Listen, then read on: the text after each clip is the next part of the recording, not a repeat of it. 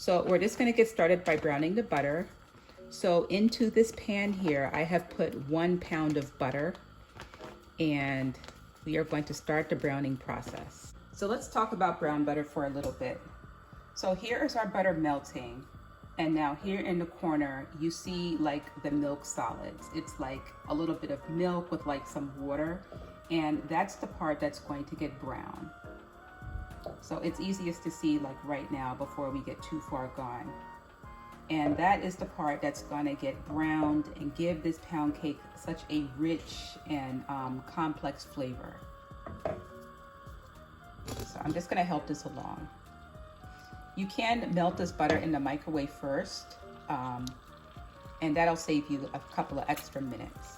And at this stage, don't be scared to really crank up the heat. Like turn it up to high, because we want it to get nice and hot so that all of the water can start to evaporate. So today I'm going to teach you how to supercharge your brown butter. This is some instant non-fat dry milk, and basically this is milk solids. So since this is 4 sticks of butter, I'm going to add in about 3 tablespoons of these milk solids to really get a super brown butter taste. And again, this is just the milk powder going in. And this is the way the milk powder looks. And you can see that that's gonna make a really good brown butter. So I'm just gonna get the milk powder in there. So I'm gonna put 4 tablespoons because this is like 4 sticks of butter. So let's say 1 tablespoon per cup. So I have done this before. So there's our non-fat dry milk, and I'm just gonna stir this to dissolve it. So another way I've tried was actually putting extra milk into the melted butter, but I found that that gave me like a lot of extra moisture that was really popping around. So I said, let me try some dry milk, and maybe that would pop me a little bit less. I have a whisk also, so let's whisk this. So the brown butter is going to go through stages. It's going to go through like a really rapid boiling stage, and this is where the water is going to be evaporating off. And then after all the water is gone, it's going to get really quiet. Like right now it's really loud, but it's going to get to a point where it gets like a really quiet, like little bubbles popping. But this has a ways to go right now. So this is my jar of vanilla sugar. I take all of my scraped vanilla beans and I put them in here. So this is the vanilla bean that I scraped today, and I'm gonna go ahead and put this one in. And I'm just gonna pull out this one because it's been in the sugar a while, and this is gonna be a great addition to my brown butter because the vanilla can really bloom well in brown butter. So in goes this kind of spent vanilla bean pod, but it still has a lot of great flavor. And this vanilla sugar is so pungent. Like I have a lot of vanilla beans in there, so I'm just gonna smash that down, and I'm gonna give this a shake. And then I can also go back and add in some more sugar to this, and I have like an endless supply of vanilla sugar. And this process, I mean, it doesn't take forever. It takes a good 10 minutes. And I don't know how you like your brown butter. Maybe you've never browned butter before, but you can stop at like kind of an early stage where it's kind of just like a, maybe about the color of this, this whisk handle. But I like to take it pretty deep, and it doesn't taste burnt. It just tastes really delicious, and it lets like some real like caramel notes come through, and it's just toasty, and it sounds like a really good fall flavor especially. So you see the sound, if you listen, the sound has changed a little bit. A lot of the water is gone, and I like to use a wide pan like this to evaporate it because I think that the water can escape a little bit faster. So already it looks like we're entering the foam stage. You see all this foam on top? And you just want to keep scraping the sides. And I like to stir in the middle because the middle can kind of tell you like what color the milk solids are. So if you look right in the middle, it's still pretty golden. Though some of the foam on top, you're starting to see like a little bit more of the golden, of the brown color. So the foam can get pretty high. So what you want to do is just turn down your heat. If you turn down your heat a little bit, you can kind of control the browning process. But this is coming along really nicely. You see already, like, we're starting to get like the caramelization of the milk solids for this supercharged brown butter. And maybe you would like to stop at this stage, but I'm gonna keep going until I get an even richer color. So right now, I have my heat turned all the way down to the lowest setting. And you see it still has like a lot of residual heat. So I turned down the heat and you can see that the foam has quieted down. It's not boiling so rapidly. I think I'm happy with this.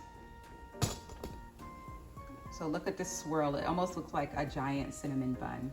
And that's the rich color that I really wanted. Okay, so here is our supercharged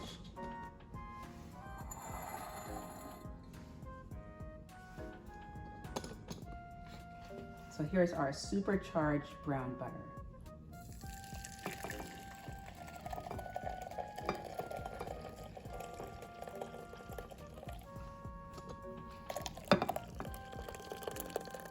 With all of our extra solids going in. Okay, here's the rest of our browned milk solids going in.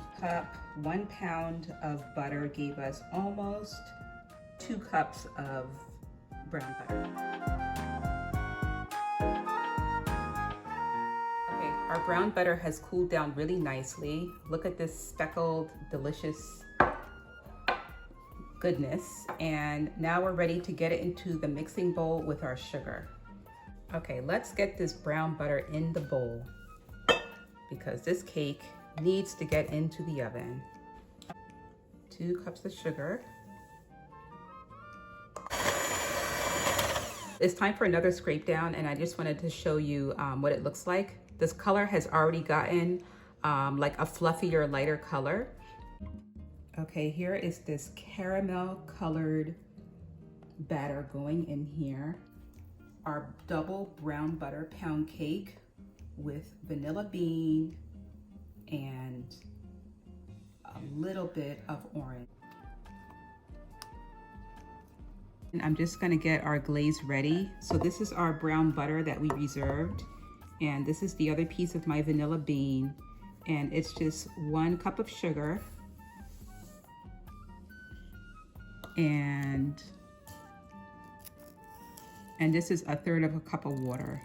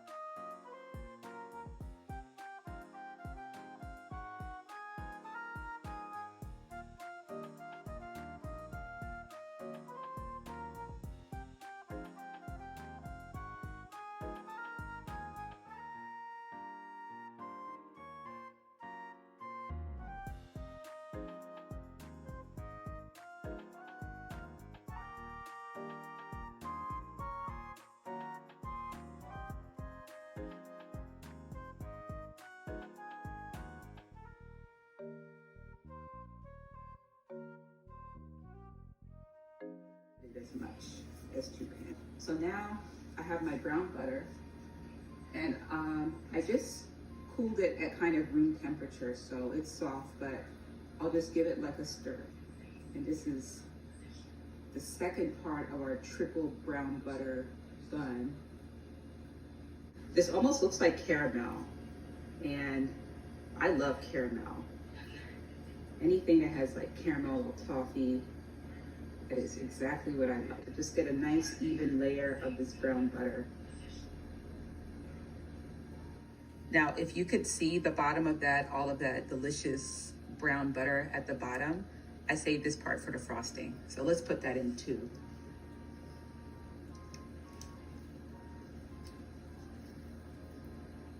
It almost looks like coffee.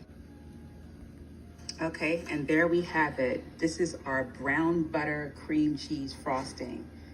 This is a new recipe for me, and I think this one is definitely a keeper. The frosting almost looks like it has Oreo bits in it also, but it's not Oreo. This is brown butter cream cheese frosting.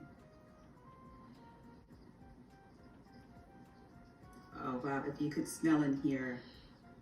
When I tasted the frosting after I made it, it was honestly like, and my daughter came over, and it was like it was life-changing frosting. I don't know if frosting can change your life, but it's gonna be like a new standard. And it's not drastically different, but it's just a twist. And that's what I like about the kitchen. You really can do a lot of experimenting and develop new flavors. Okay, how about some more? So let's take one of our buns. How about a center one?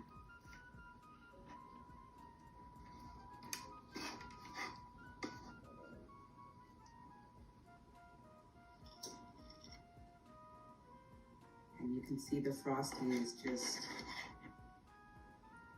it really just melts so nicely.